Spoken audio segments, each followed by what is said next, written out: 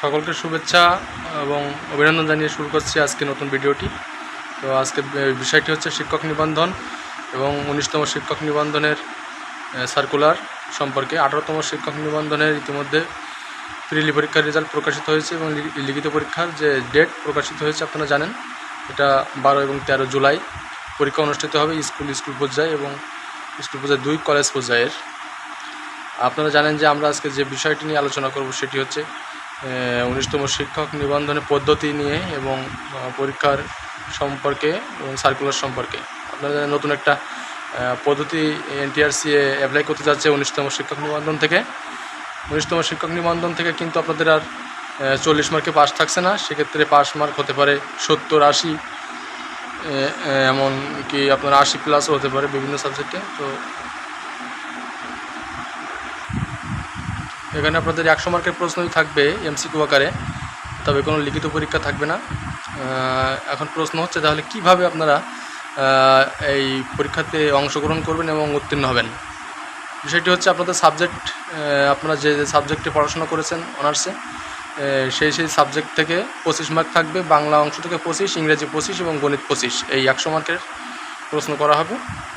এখান থেকে আপনাদের PSCর আন্ডারে এই পরীক্ষাটি অনুষ্ঠিত হবে, কিন্তু NTRC আন্ডারেই হবে, কিন্তু PSCর মতো করে একই সিস্টেমে পরীক্ষাটি হবে। একবারেই আপনাদের ভাইবা নেওয়া হবে, ভাইবাতে উত্তীর্ণ হলে আপনারা চাকরি পেয়ে যাবেন। অর্থাৎ আপনাদের সার্কুলারটি এমনভাবে হবে, যদি 200 জনকে নিয়োগ দেওয়া হয় তো 200 জনকেই টেকানো হবে এবং 200 জনের সার্কুলারই প্রকাশ করা হবে। তো এটা একটি সুন্দর এবং সিস্টেম এবং একটি যুগান্তকারী সিস্টেম।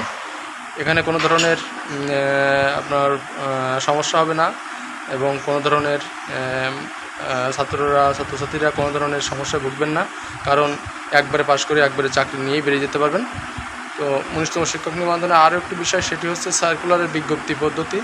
বিজ্ঞপ্তি আপনাদের নিয়োগ পরীক্ষা বিজ্ঞপ্তি যখন প্রকাশ করা হবে তখনই উল্লেখ থাকবে কতগুলো সিট ফাঁকা আছে এবং কতগুলো নিয়োগ দেওয়া হবে।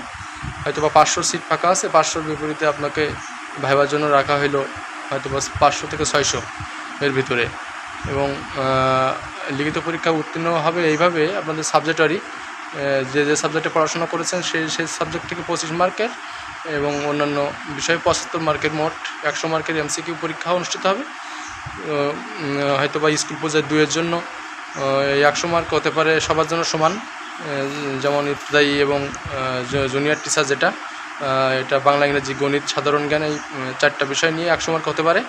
আর স্কুল পর্যায়ে 2 যেটা সেসিপের অন্তর্ভুক্ত কারিগরি, যেটা তাদের জন্য হতে পারে তাদের সাবজেক্ট থেকে 25 মার্ক এবং অন্যান্য বিষয় থেকে 75, এবং যারা অনার্স মাস্টার্স পাস করেছেন বিভিন্ন বিষয় সাবজেক্ট থেকে তাদের জন্য নিজস্ব সাবজেক্ট থেকে 25 এবং অন্যান্য বিষয় থেকে 75, মোট 100 মার্কের পরীক্ষা হবে। তো এইভাবে কিন্তু প্রণয়ন করা হবে আপনাদের 19তম শিক্ষক নিবন্ধনের পরীক্ষার মানবন্টন। তো এটা একটা যুগান্তকারী পদক্ষেপ। এই পদক্ষেপটি অত্যন্ত সুন্দর, কারণ এখানে কোনো ধরনের সমস্যায় আর পড়তে হবে না, আপনাদেরকে পাস করার পরে বসে থাকতে হবে না। এবং লিখিত পরীক্ষায় দেখা যাচ্ছে যে একজন পেয়েছে 40, সে পাস করেছে, আবার একজন পেয়েছে 60, সেও পাস করছে। এ ধরনের কোনো সমস্যা হবে না। শূন্য পদের বিপরীতে আপনাদের এই পদের সংখ্যা টেকানো হবে। তো এইভাবেই 19তম শিক্ষক নিবন্ধন পরীক্ষাটি অনুষ্ঠিত হতে যাচ্ছে। 19তম শিক্ষক নিবন্ধন সার্কুলার আগামী হয়তো বা লিখিত পরীক্ষা 18তমদের লিখিত পরীক্ষার পরেই প্রকাশিত হবে, যখন ভাইবা অনুষ্ঠিত হবে তাদের সেই সময়, অর্থাৎ প্রায় 2 থেকে 3 মাসের মধ্যেই এটা হয়ে যাচ্ছে। তো এটা খুবই ভালো একটি পদক্ষেপ বলে আমি মনে করি। আপনাদের কেমন লাগলো অবশ্যই জানাবেন এবং ভিডিওটি অবশ্যই শেয়ার করবেন, সাবস্ক্রাইব করে চ্যানেলটি লাইক দিবেন। ধন্যবাদ সকলকে।